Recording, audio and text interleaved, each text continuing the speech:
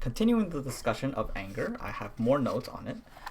Low serotonin is correlated with anger and criminal behavior. So if you serotonin is the status chemical, and this doesn't mean that if you have high status you will have high serotonin, but it is the status chemical where you feel like you have high status. So for example, if you have a high position in your job but you take shit from your wife at home, that you probably won't have a high serotonin. So, or if you, it's a lot of it is self confidence. So if you have a great job but you don't feel happy with yourself, you can have low serotonin. Whereas if your job isn't a high position but you feel good about yourself and what you do and the way you act, then you can have healthy serotonin.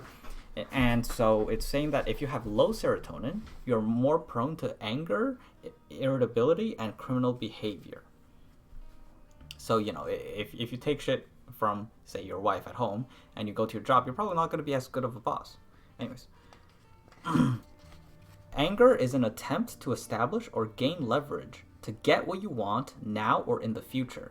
High serotonin also comes with security, as in you feel secure with yourself, so you won't be as prone to being irritable or angry because of your security, peace of mind, and calmness. Okay. Anyways, this is no longer about anger. What we consider failure is simply feedback from the universe telling you that your inputs run through the function of the universe does not give you the output you want. You can choose to give up. You can choose to guess and check, so try a new input and see if the universe will give you your output. Or analyze the input-output function, so with this input I got this output. Now you can use this and predict an input to get that will be mapped to your output, and before you try again. It's it's like math with x and y's. You can plug in x, see what that equals, and then say, okay, that means that x does not equal 3. Now maybe what if I try 4? Or I can try to break down the function to calculate what x is. Like the x squared plus 3y equals 7, solve for x or whatever. It's like one of those functions. Or actually no, it's like x squared plus 2x equals 3, solve for all values of x. Right, but now it's like the function isn't as obvious, but it is reality. So there is a function, and sometimes you lose even if you have the right inputs because of external factors that the function doesn't stay the same. But generally speaking, if you just try the same inputs every single time, your outputs won't change that much.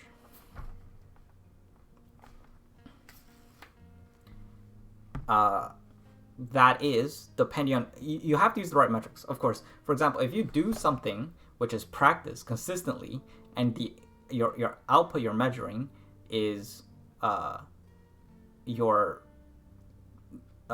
external results, then yeah, maybe the results will change. But if you're using the correct output, which is how much you improve, then it's going to basically stay the same, which is correct. That's the output you want, so you continue choosing that input. But if you're measuring your output with improvement and you're saying, I'm not improving very much, maybe you should change the way you practice, or maybe you're not practicing. So it's kind of like that, right? It's like, obviously you also have to use the right metrics.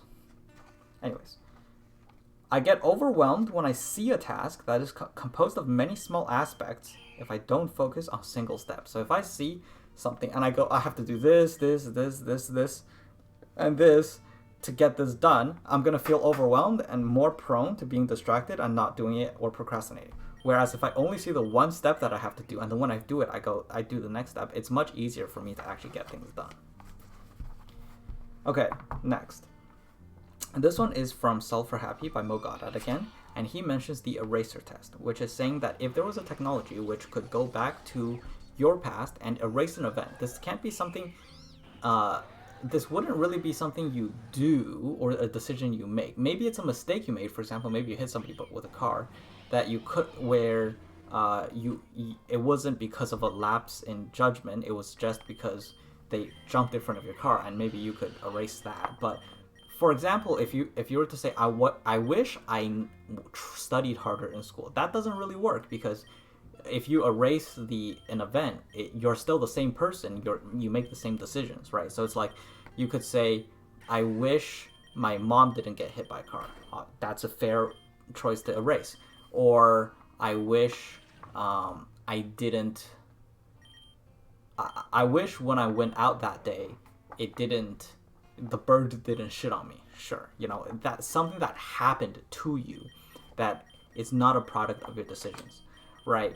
And so what he discovered was that for most people, the hardest times and the hardest events, they wouldn't remove. And keep in mind that in these cases, it would remove all consequences related. So, for example, let's say, you learned a lesson because in school, maybe when you were at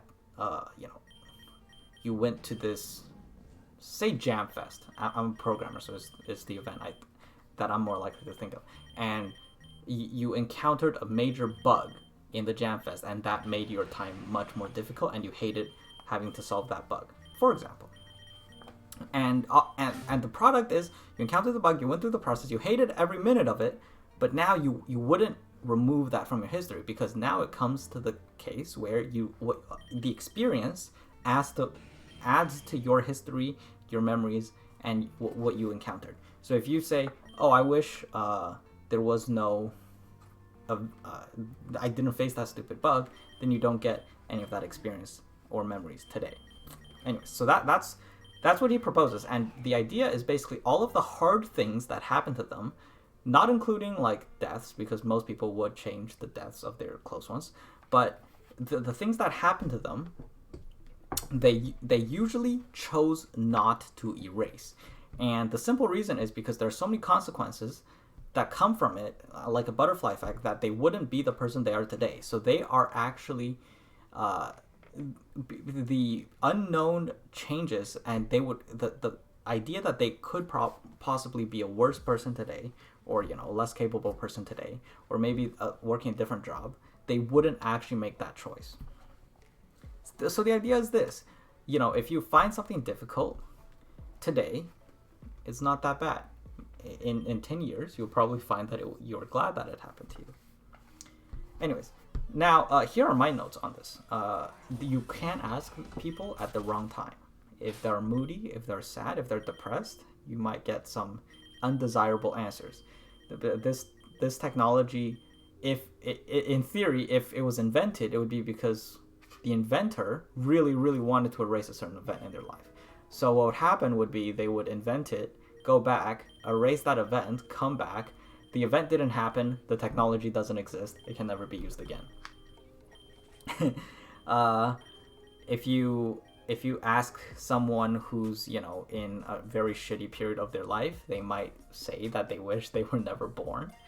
If you ask someone who is very angry with what's going on with their children, they may wish that their children were never born. Whereas if you ask them maybe a day later, they wouldn't have said the same thing.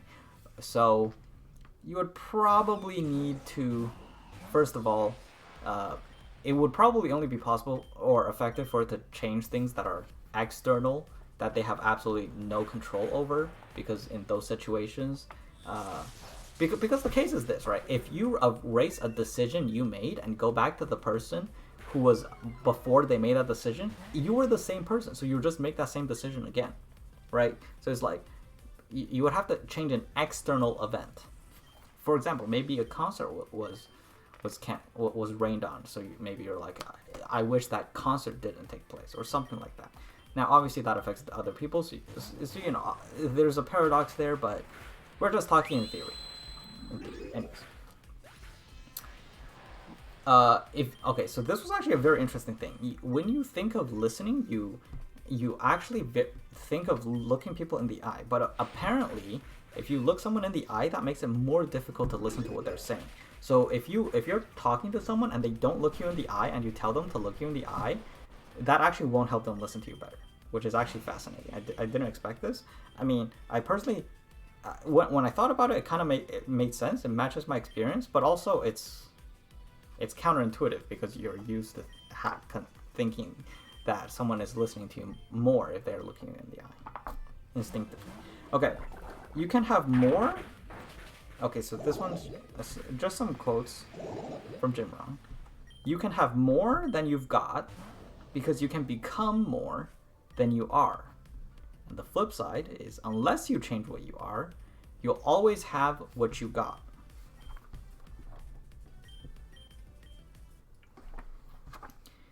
And other ones are, the major key to your better future is you. Makes sense. You know, if you want a better future, you would have to do something to make that happen. Go to work on yourself, to increase your value, rather than to go to work on your job. And so the other thing he mentions is, many people want to become an above average results without becoming an above average person. And above average results, you know, often in this case means income.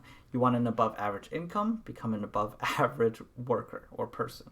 Develop an above average handshake, develop an above average communication skills, develop an above average, working ability, work ethic, hygiene, the likes, in order to get above average pay and above average results, above average skill set. Learn to work harder on yourself than your job. Okay, more is, a lot of people are working hard, but they spend major time on minor things. Interesting quote. He wished for summer when it was winter, and he wished for things to be easier when it was hard. Okay, this is him telling a story about the past him. And so the consequent message from him is, don't wish things were easier, wish you were better. Learn to handle winter. Learn to plant in spring. Learn to protect crops in summer. Because all good will be attacked, all gardens will be raided, and so they must be defended. Learn to reap in fall without complaint. And the day you accept responsibility for your result is when you become an adult. Also, learn to reap in fall without complaint when things are bad, or apology when things are good. Okay. So these are the things he said about the basic lessons, and I'll go through them one by one, which is basically, when it's winter, when things are hard, when there is scarcity, you have to accept that there's ups and downs in life, because summer wouldn't exist if there were no seasons, right? It's like if it was always spring, it wouldn't be called spring. There would be no summer, there would be no winter. So if you want things to be warm and happy, you have to first understand that there has to be times when things are hard, because it is contrast that makes the difference. Next is, learn to plant in spring. Right, yeah. So it's like, if you have poor harvests a lot of the time, maybe you didn't reap much. For example, the simplest example is, if you're out of shape, it's because you didn't exercise and you didn't take care of your physical health. If you didn't, if you don't have a job, you didn't invest into getting a job. If you didn't get a promotion, you probably didn't invest properly into getting a promotion, or into getting a new job where your position would be higher. Okay, protect crops in summer. So when you sow your seeds, the locust will come during summer before you reap in fall. So you have to protect your crops, and there may be bandits. And also, the bonus note is that sometimes, even if you do nothing wrong, you will still lose, because life is difficult. Life is not always all sunshine and rainbows. So, you can have a blizzard come and take down your crops. That is just the way life goes. And it's a lot of the time we take peace and for granted with peaceful lives, but you do have to remember, there are people out there who have their lives turned upside down by a blizzard, a storm, a natural disaster, an earthquake, maybe war. So life is not all sunshine and rainbows. So even if you do everything right, sometimes things just won't work out. But fortunately for us, who live in places where we can spare time to make videos, watch videos, we actually don't have to worry about that. So most of the time, if we do the right things, over time, we will have success over time. It just, sometimes there will be bumps in the road, but over the over the long trajectory, you'll be able to notice that the bumps in the road are going to be very small. Okay. And finally, in fall, whatever you get will be what you get. Sometimes it'll be good, sometimes it'll be bad. Maybe it's because of a mistake you made, sometimes it's life. If it's very good, don't apologize that it was good, because sometimes it is very bad, even if you do things right. So if you get lucky, you get lucky. But that's also because that's the flip side of the possibility that it could be unlucky. So that's why without complaint or without apology. And also you have to accept responsibility for the result, because when you whine, nothing gets done. Okay. So he was talking. Okay, so I talked about the idea of God as whatever you believe in. Essentially, God is what underlies the reasons for the rules of the world. So if you want to say, gravity exists because God made it exist, whatever. We can observe that gravity exists, things fall. That's enough for me. Why? You can believe whatever you want, okay? Don't try to promote it. I mean, you can promote it, but don't try to push it on other people. It's whatever. It doesn't make a difference. We can observe, we can make observations and predictions based on rules. That is sufficient for science. Okay, so if life is a video game, open world game, then God is the developer. We only need to observe how the game works and what the code does to get the results we want. If you know everything about the game, you can make decisions in the game and you will be able to tell what the results you get are. You'll be able to, you get it. Okay, next.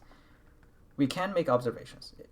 If God is the developer, scientists are the data miners and the theoreticians for, how the games are played. The rich are the competitive players. Innovators are the ones who make fan-made content and other alternative in-game game modes. And the key is the creative or the off-path people are going to be the artists and the people who do weird world records or have weird collections, and they find fulfillment in edge content. Okay. I don't know there's no lesson to be had there. That's just a comment. I wrote that down. That wasn't based on anything. It was just thoughts I had. Okay. I think I went pretty fast today, so I'm going to call it a day.